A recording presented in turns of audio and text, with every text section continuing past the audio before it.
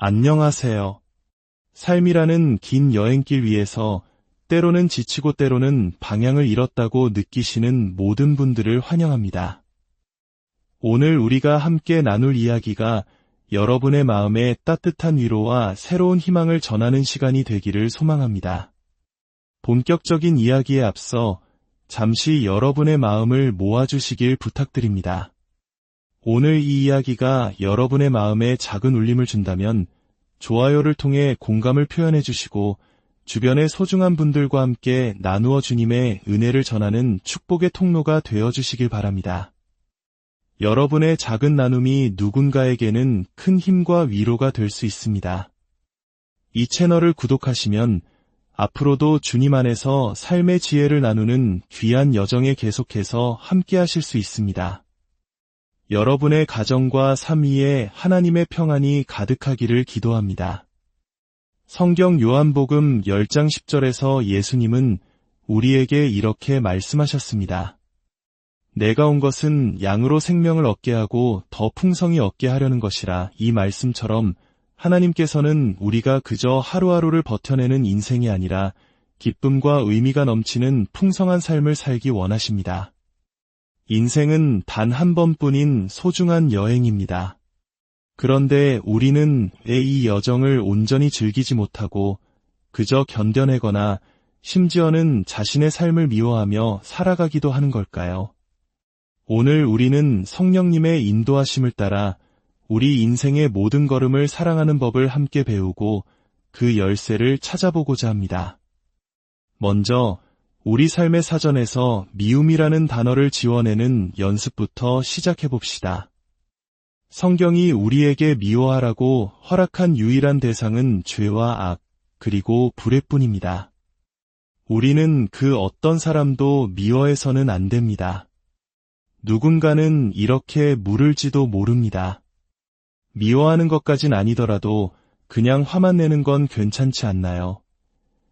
안타깝게도 성경은 그조차도 허락하지 않습니다. 우리 삶의 중심 주제는 사랑이 되어야 합니다.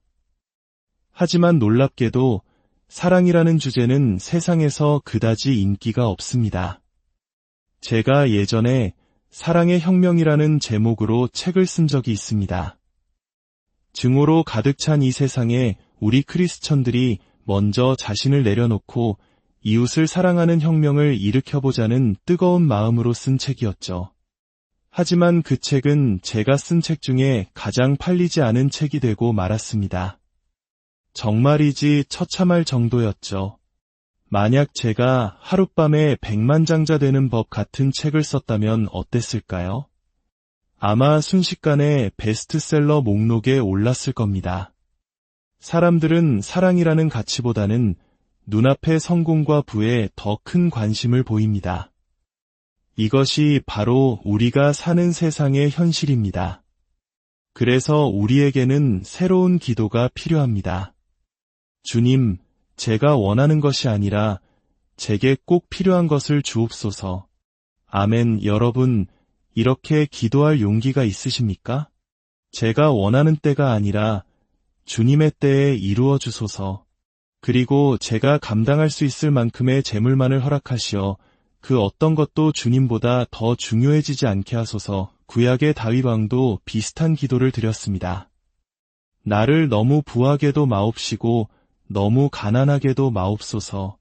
부유하여 주님을 잊을까 두렵고 가난하여 원망할까 두렵나이다. 이 기도는 자신의 삶에서 하나님을 첫자리에 두려는 그의 간절한 마음을 보여줍니다. 이처럼 사랑은 우리 삶의 중심이 되어야 하지만 우리가 의도적으로 노력하지 않으면 결코 저절로 이루어지지 않습니다. 우리 안에는 이기심이라는 강력한 본성이 자리 잡고 있기 때문입니다. 매일 아침 눈을 뜨며 나 자신을 내려놓고 다른 사람을 먼저 생각하는 삶. 이것은 성령님의 도우심 없이는 그리고 우리의 의지적인 결단 없이는 불가능한 일입니다. 사랑은 여러 방향으로 흘러갑니다. 하지만 그 모든 사랑의 시작점은 바로 하나님의 사랑을 받아들이는 것입니다. 모든 것의 시작이신 하나님으로부터 출발해야 합니다. 로마서 5장 5절은 우리에게 주신 성령으로 말미암아 하나님의 사랑이 우리 마음에 부은 바 됨이니라고 말씀합니다. 요한복음 3장 16절은 하나님이 세상을 이처럼 사랑하사 독생자를 주셨으니 라고 선포합니다. 하나님은 사랑 그 자체이십니다. 그분의 사랑은 조건이 없습니다. 우리의 행위나 노력으로 살 수 있는 것이 아니며 오직 믿음으로 선물처럼 받는 것입니다. 예수님께서도 요한복음 15장 9절에서 이렇게 말씀하셨습니다. 아버지께서 나를 사랑하신 것 같이 나도 너희를 사랑하였으니 나의 사랑 안에 거하라. 여기서 거하라는 것은 살고 머물고 남아있다는 의미입니다. 예수님께서는 아버지 하나님의 사랑이 자신에게 흘러와 자신을 통해 세상으로 흘러가도록 하셨습니다. 우리도 마찬가지입니다. 먼저 하나님의 사랑을 받아 그 사랑으로 내 마음을 채우지 않으면 우리는 결코 다른 사람을 진정으로 사랑할 수 없습니다. 그리고 여기서 아주 중요한 사실이 있습니다. 우리가 하나님의 사랑을 온전히 받아들일 때 비로소 우리는 우리 자신을 건강하게 사랑할 수 있게 됩니다. 이것은 이기적인 자기애가 아닙니다. 세상에 줄 수 있는 가장 좋은 선물은 바로 건강하고 안정되고 자신감 넘치는 나 자신이기 때문입니다. 우리의 재능이나 능력보다 훨씬 더 중요한 것입니다. 저는 재능은 조금 부족하더라도 내면이 안정되고 건강한 사람과 함께 일하고 싶습니다. 아무리 뛰어난 재능을 가졌더라도 작은 지적 하나에 쉽게 마음이 상하고 무너지는 불안정한 사람과 함께하는 것은 모두를 지치게 만들기 때문입니다. 혹시 주변에 그런 사람 때문에 힘들어 본 경험이 있으신가요? 관계 속에서 한 사람이 끊임없이 다른 한 사람의 감정을 돌보고 맞춰줘야 한다면 그 관계는 건강하게 유지되기 어렵습니다. 어쩌면 지금 이 말을 듣는 분들 중에 스스로가 불안정하다고 느끼며 마음 아파하는 분도 계실지 모르겠습니다. 하지만 예수님은 바로 그 상처와 불안정함으로부터 우리를 치유하기 위해 이 땅에 오셨습니다. 우리는 더 이상 과거의 상처에 얽매여 연약하게 살아갈 필요가 없습니다. 하나님 안에서 우리는 자신감을 회복하고 위대한 일을 행하며 세상을 변화시키는 사람이 될 수 있습니다. 저에게도 스스로를 불쌍히 여길 만한 충분한 이유들이 있었습니다. 어린 시절 아버지에게 학대당했고 어머니는 저를 지켜주지 못했습니다. 오랫동안 저는 그 과거라는 구덩이에 빠져 스스로를 연민하며 살았습니다. 하지만 더 이상은 그렇게 살지 않습니다. 당신의 인생의 시작이 좋지 않았을 수는 있습니다. 하지만 하나님의 도우심과 당신의 결단이 있다면 얼마든지 위대한 끝을 맺을 수 있습니다. 우리가 진정으로 안정감을 누릴 수 있는 유일한 길은 하나님의 사랑을 매일 넘치도록 공급받는 것입니다. 하나님은 나를 사랑하신다. 저는 이 진리를 깨닫기 위해 수년 동안 거울을 보며 스스로에게 이 말을 되뇌어야 했습니다. 어릴 때부터 사랑받지 못했던 제게는 하나님의 사랑이 실제라는 계시가 절실히 필요했습니다. 그 사랑을 깨닫기 전까지 저는 다른 누구도 제대로 사랑할 수 없었고 모든 인간관계에서 어려움을 겪었습니다. 제 자신과도 잘 지내지 못했기 때문입니다. 만약 당신이 당신 자신을 사랑하지 않는다면 어떻게 다른 사람을 사랑할 수 있겠습니까? 내가 가지고 있지 않은 것을 남에게 줄 수는 없는 법입니다. 절대로 나는 나 자신이 싫어라고 말하지 마십시오. 자신의 단점이나 싫어하는 부분에 대해 계속 이야기하는 것도 멈추십시오. 당신은 당신의 죄를 미워할 수는 있지만 하나님이 만드신 당신 자신은 사랑해야 합니다. 실수할 때마다 무너져 내릴 필요도 없습니다. 저는 지금도 끊임없이 회개하는 사람입니다. 하지만 저는 더 이상 죄책감에 빠져 단 1분도 제 인생을 낭비하지 않습니다. 하나님의 사랑은 당신이 결코 실수하지 않는다는 조건 위에 세워진 것이 아니기 때문입니다. 당신의 불완전한 모습 그대로를 사랑할 수 있습니다. 솔직히 고백하자면 저는 성미가 급한 사람입니다.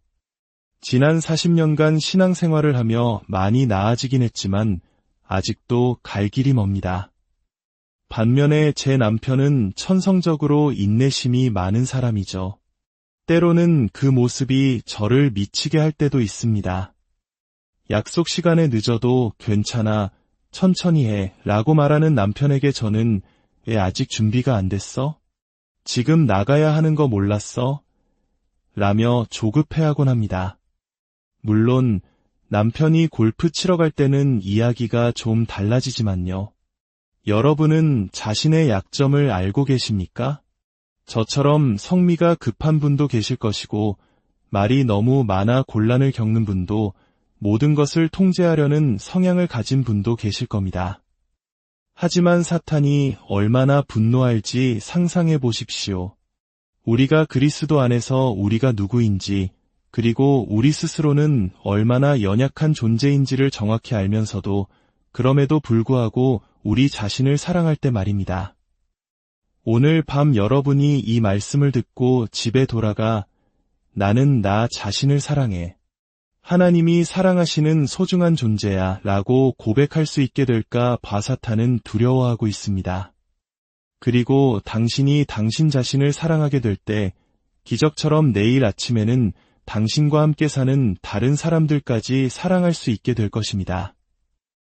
요한일서 4장 16절 말씀은 제가 하나님의 사랑을 깨닫는데 큰 빛을 주었습니다.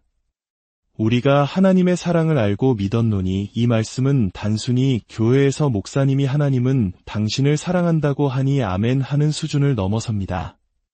이것은 하나님의 사랑 안에 거하는 삶, 즉 매일 아침 눈을 뜨는 순간부터 하나님의 사랑을 의식하고 하루 종일 그분의 사랑의 증거들을 발견하며 살아가는 삶을 의미합니다. 하나님께서는 우리가 어린아이와 같은 마음으로 그분께 나아오길 원하십니다. 그동안 우리가 무심코 지나쳤던 하나님께서 우리를 위해 베풀어 주시는 수십 가지의 작은 일들에 다시 흥분하고 감사하기 시작해야 합니다. 얼마 전 저는 아주 바쁜 곳에 다음날 오후 1시 30분으로 예약을 잡고 싶었습니다. 현실적으로는 거의 불가능한 일이었죠. 저는 잠시 기도했습니다. 주님, 만약 주님께서 길을 열어주신다면 정말 감사하겠습니다.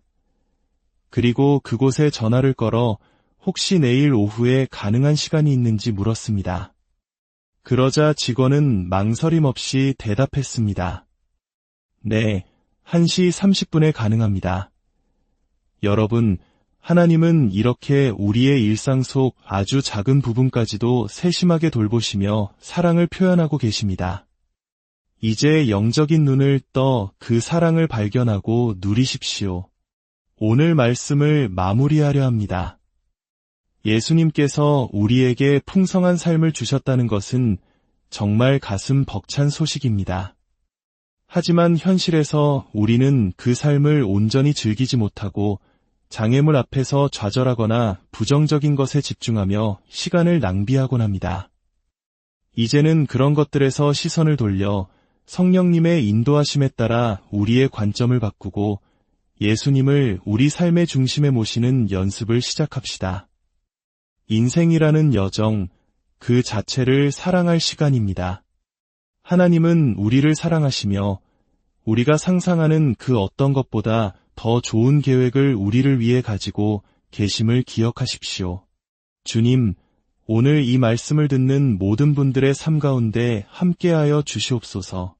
세상의 가치관 속에서 지치고 상한 마음들을 주님의 조건 없는 사랑으로 만져주시고 회복시켜 주옵소서. 먼저 하나님의 사랑을 깊이 깨닫게 하시고 그 사랑 안에서 자기 자신을 온전히 받아들이고 사랑할 용기를 주소서. 그리하여 우리에게 허락하신 이 인생이라는 소중한 여정의 모든 순간을 기쁨과 감사로 채워가게 하시고 그 사랑을 이웃에게 흘려보내는 축복의 통로로 사용하여 주옵소서. 우리 주 예수 그리스도의 이름으로 기도드립니다.